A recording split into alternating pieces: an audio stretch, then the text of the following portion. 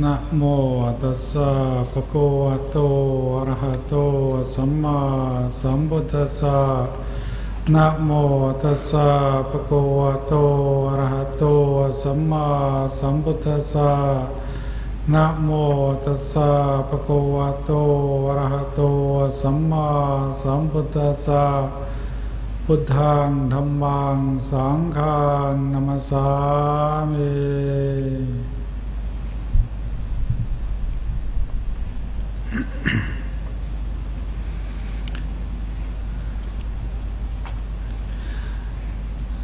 The Lord Buddha said that it is very difficult to repay the debt of gratitude that we have for our parents.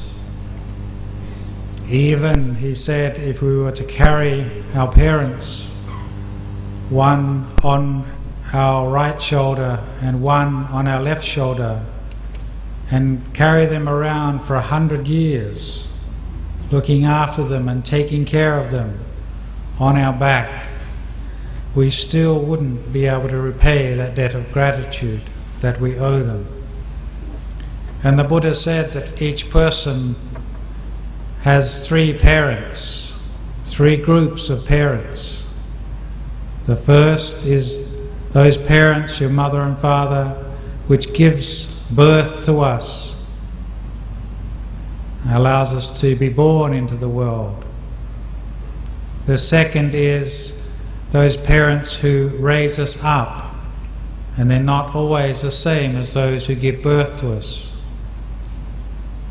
Again, we have great gratitude to those who give us birth and those who raise us. And then the Buddha said that there is another group which he called parents, which we have great gratitude towards, and that is those who give us birth in the Dhamma. Those who teach us what is good and what is not good to do in life. Those who point out the heaven and hell and the way to Nibbana and the Four Noble Truths. They are the parents that allow us to take escape from the world. The first type of parents are the ones that give us birth in the world. The last group of parents are those who give us birth outside of the world, away from the world, the ending of suffering. They lead to the birth of the ending of suffering. And so too, these three group of parents we owe a great debt of gratitude and appreciation to. Particularly this later group of parents, those who teach us what is right and wrong and point out the path to liberation.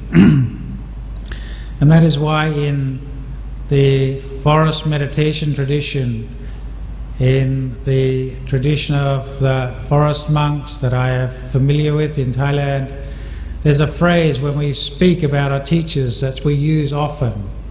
We call our teacher Paw Me Kru Ba Ajahn, which basically translates as mother, father, sage and teacher. And so when we refer to Ajahn Chah, I would call him mother, father, sage and teacher, Ajahn Chah. And every time I would use his name, I would use that whole phrase. Mother, father, teacher, sage, Ajahn Chah. Because it is reflecting on the teachings of the Buddha that this is a person who gives us, points out the Buddha's teachings, which is the pathway to liberation.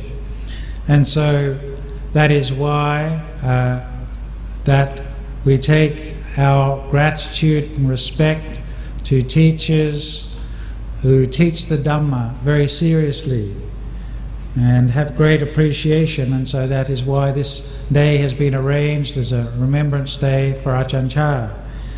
And so I want to try and convey this evening something to all of you who are not familiar, say, with the tradition of the forest meditation tradition, in Thailand, and also not familiar with the person of Ajahn Chah. I was very fortunate to go to Wat Nong Papong at a time when Ajahn Chah was still healthy and well and still teaching. And so I want to describe how it would be if you were to go to Ajahn Chah's monastery and seek training as a Buddhist, as someone who wants to train in Sila, Samadhi and Panya, virtue, peace and wisdom. And one of the things that was unique in terms of the way Ajahn Chah taught was that he not just taught basic Buddhism or meditation or a meditation technique, but he taught patterns of life training, strategies for dealing with suffering, and skillful means to enable us to end our own suffering ourselves.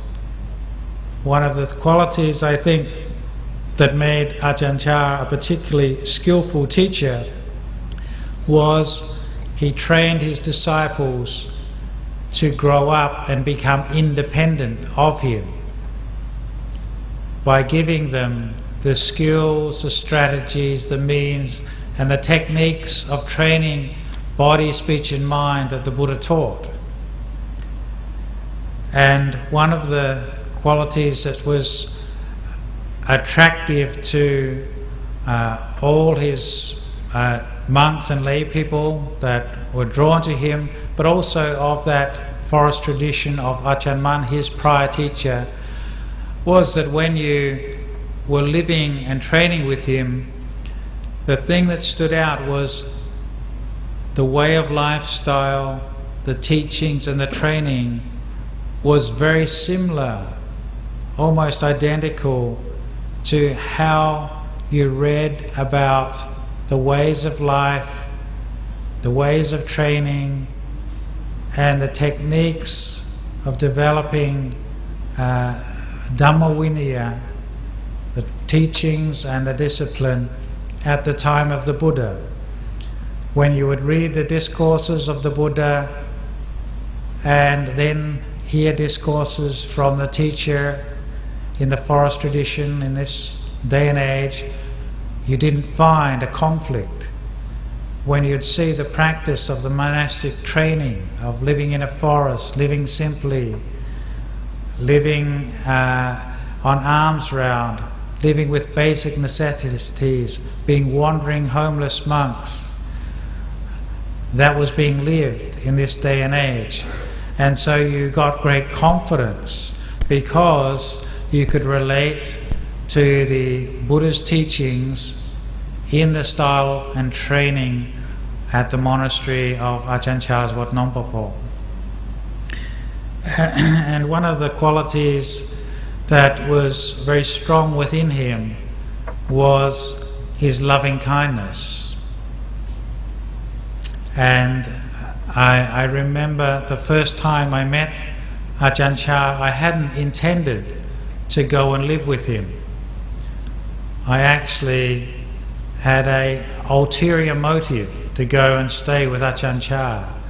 It's because I'd already ordained as a novice and I had malaria and I couldn't speak the language very well, and it was very difficult to get treatment, go to the hospital when you don't speak the language. And so I thought, I'd heard of Ajahn Chah and read some of his teachings. I knew he was a great teacher, but I thought I'll go and spend 3 months with him and live with the other Western monks because it'll be easier for me to get better. And then I will go and stay with another teacher after the rains retreat. I met Ajahn Chah in Bangkok. He was just returning from England. He had visited Ajahn Sumedho, who had already gone to England at that time, and he was on his way back to the monastery. and a monk took me out to the place where he was staying. It was at a layperson's property, and she had built a kuti in the garden, and he was staying in that hut. And as I arrived, the car pulled up, we got out, and Ajahn Chah walked across the lawn. And so I knelt down and put my hands in Anjali. And he didn't say anything, but he just walked up and took hold of my hands in his. And it was like electric shock went through my body. Suddenly I felt as if someone had lifted a burden off of my shoulders that I'd been carrying around, the burden of the culture shock of coming to Thailand, the change of language, the change of food, the change of culture, the new lifestyle as being a samana, and also the suffering of having malaria. And I was very moved, and my mind immediately said, I have found my teacher. Even though my other mind was saying, no, I just want to spend 3 months of the rains until I get better. I knew intuitively that this monk was my teacher. And the thing that struck me was just his warmth and kindness, his complete acceptance of you. But I didn't know at that time that that was his best trick. Ajahn Chah was very skilled. He used to say that the things that people remember is when they first meet you and then when they leave. So be very careful about how you greet people and then when they leave, because that's what they tend to remember. And so he got me on saying hello. It was his kindness, his warmth, and his care. And I saw that on many occasions, that Ajahn Chah would be very hospitable, incredibly charming, very kind, but it was always very sincere. You never got the feeling that it was artificial. It was just to please you. You really felt like you could trust this person. And that was very unique, because there are many teachers in the Buddhist world, and what I've found having met many of those is that some teachers are disciplinarians and so are very strict. Some teachers you find you can love very easily and are very hospitable and welcoming. Other teachers can be very wise and very skilled speakers, but it's very rare to get a combination of all those qualities, where you meet a teacher that you both respect, love, trust, and also feel a sense of you can accept his teachings and they're intended for your own well-being. So that is one of the things that would draw people in. And one of the things that Ajahn Chah seemed very concerned about was about your suffering. Because actually we were taking our suffering to him. The monks, the lay people were all going to him and saying, we're suffering, we're not happy, we're not enlightened, please make us happier, please make us more peaceful, please make us more wealthy, please make us more harmonious. And so we were expecting something from him. And he took your suffering and our suffering very seriously. But he had very skillful ways of turning the problem into the solution.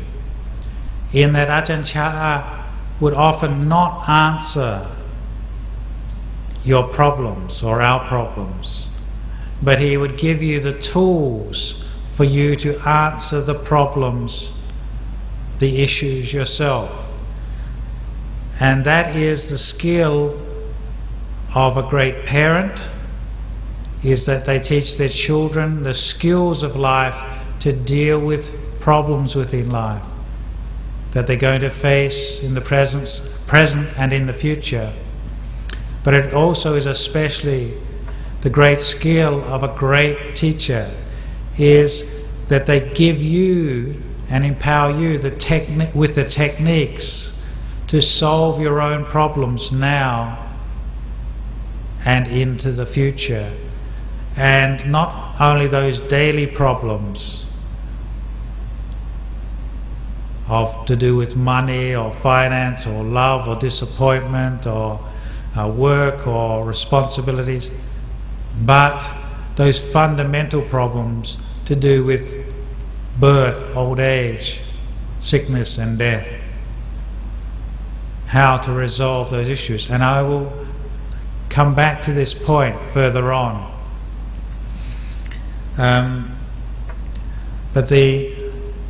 So the first way that Ajahn Chah would give instructions was firstly through kindness. But the next way that Ajahn Chah would give instructions, and especially for people who didn't understand the language, was by an example, by being an impeccable example. And his manners, his lifestyle, his demeanour and his sacrifice for Buddha Dhamma was incredibly impressive. For example, at Wat Nong Papong, when I first arrived, the monks told me that every moon day, once a week, we stay up all night. At first I thought they were joking. But no, they said, no, we stay up all night, no one leaves the hall, the meditation hall. We're going to sit and walk meditation. And when I went to Wat Papong the first year I was a monk, Ajahn Chah would lead the monks, even though he was well into his 60s. He would lead the monks sitting meditation all night. And when Ajahn Chah sat meditation, it was very inspiring, because he would sit facing the Buddha image and he would sit like a rock all night, not even moving the slightest. And he set the standard, he set the example. Sometimes you would open your eyes hoping he would move a little to show a sign of weakness, so that then you could move. But no, he would sit all night. And I remember on one occasion, it was a Visakha ceremony, so people had arrived in the morning very early, many thousands of people, because he was a great teacher and people used to come in great numbers to the monastery. And he received guests all day, gave Dhamma talks and teachings in the morning, and then in the evening he went to the hall and led the meditation, led the evening chanting, sat meditation again, and then gave a Dhamma talk till about 1 in the morning. And then he got up to go back to his hut to have a rest, which was quite unusual. And so I rushed to take his bag, because it gave me an excuse to leave the hall. And I carried his bag out, and as we were walking over to his hut, he just nonchalantly mentioned, I'm not feeling so well tonight, I'm going to have a bit of a rest. I've had malaria for 3 days now.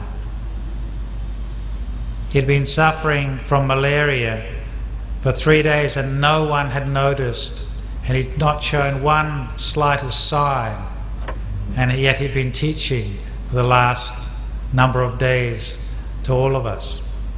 And it really struck me then the degree of selflessness, because if any of you have ever had malaria fever, you know that it is a very difficult, painful and debilitating illness. If I had malaria for 3 days, I would probably be in bed.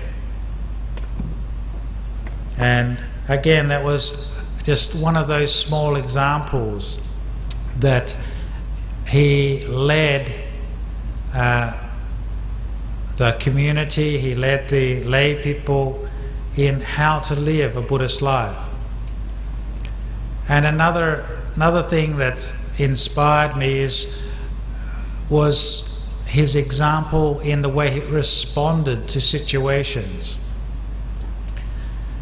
And I think most of us can hear good teachings and read good Dhamma books, but it's when we see somebody put in a very difficult situation and seeing them respond in terms of Dhamma, then that is very inspiring, especially if we consider how we would respond.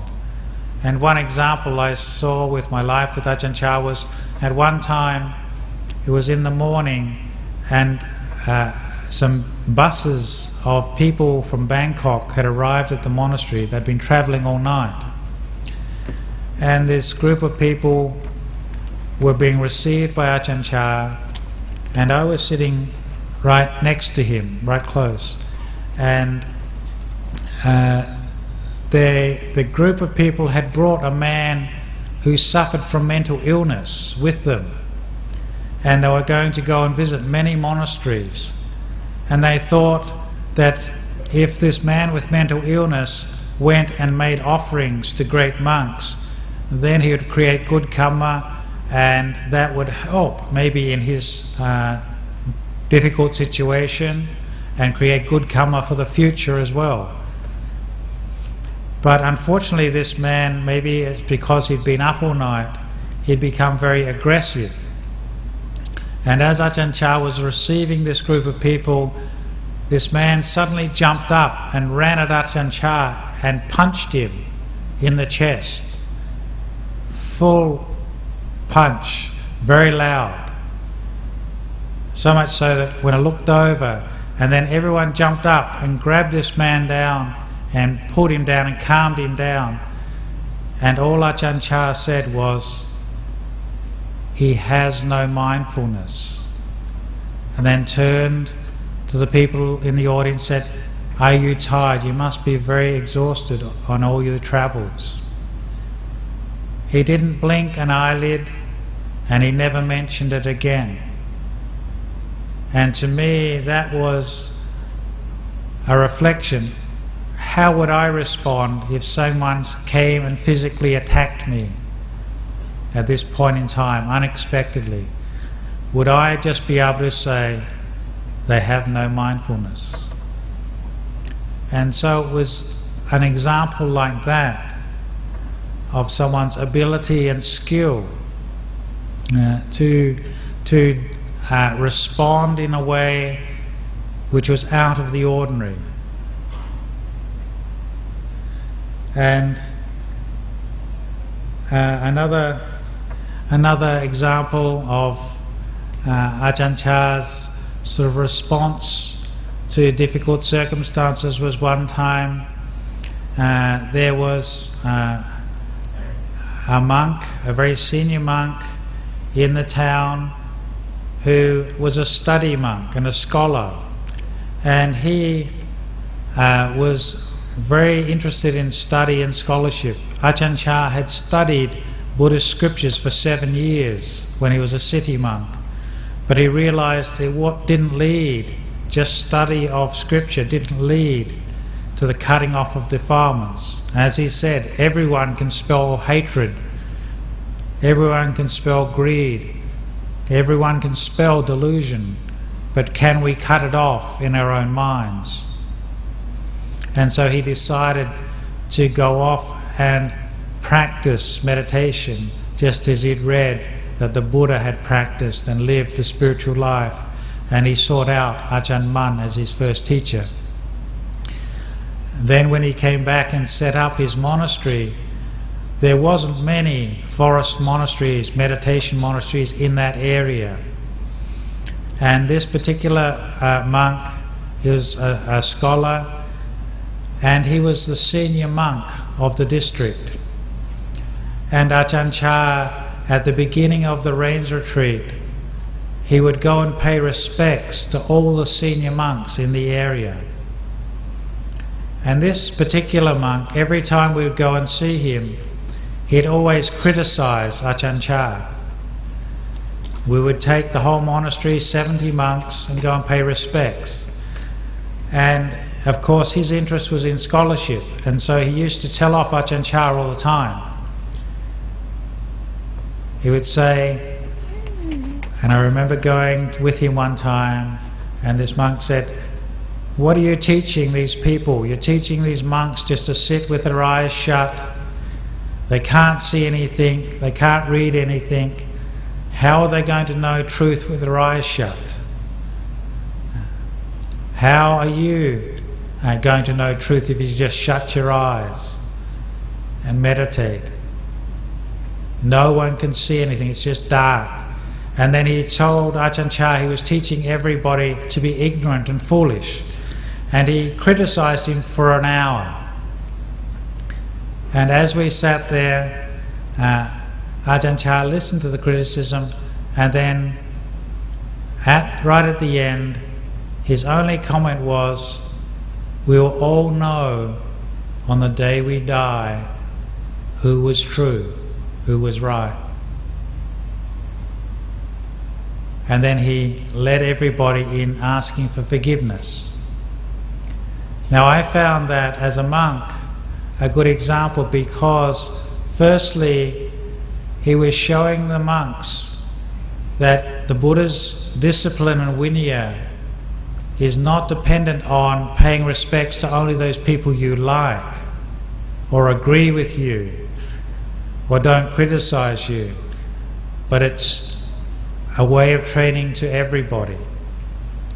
And secondly, that he showed actually that the important thing is not what other people say about you, but actually what you do yourself, because we'll all measure ourselves, know what we've known and understand and realized in this lifetime at the moment we pass away. We can know before that, but we certainly will be able to measure ourselves at that time. And that is the most important thing. It is not what other people say or do to us, it's what we say and do ourselves. And the other way of training of Ajahn Chah's was through instructions and teaching. So he would be a person who would teach on all levels, teach the most basic things. One of the things that does stand out was his ability to teach lay people and monks as well, and nuns. Some great teachers are very skilled at teaching lay people, but do not develop a monastic following. Some teachers are very skilled at teaching monastics, but not so skilled at teaching lay people. Ajahn Chah had the great skill of teaching all communities, not only Buddhists as well, but even non-Buddhist communities. We used to have a Catholic priest come and stay in our monastery to practice meditation with Ajahn Chah, because he found him one of the most spiritual persons, he said, that he'd met in this lifetime, both from the Catholic tradition as well as even from the Buddhist tradition. And his example was always to come back to the Buddha's teachings, and that's why he always gave emphasis and focus on the Buddha, the Dhamma and the Sangha. And actually, to be quite honest, I think, this is my interpretation, Ajahn Chah would not be so happy with having an Ajahn Chah Remembrance Day. My feeling would be it should be a Buddha Dhamma Sangha Remembrance Day. That would be his focus. That was definitely always his focus. And it's very interesting that actually there's very little about his own private life that we know from his biography, because he didn't talk about himself very much. He never described his practice very much. And if he did talk about his practice, he always told you about his difficulties. How hard it was for him to practice, how difficult, the struggles he had to go through on his path to realize the Buddha's teachings. And in that way, it would be very inspiring for people. But also, he would always point you back to the fundamental teachings of the Buddha. And there are two very distinct fundamental teachings which I think stand out and almost are themes in his Dhamma talks. And the first one is to not look at suffering in the world, but look at the cause of suffering in your own heart.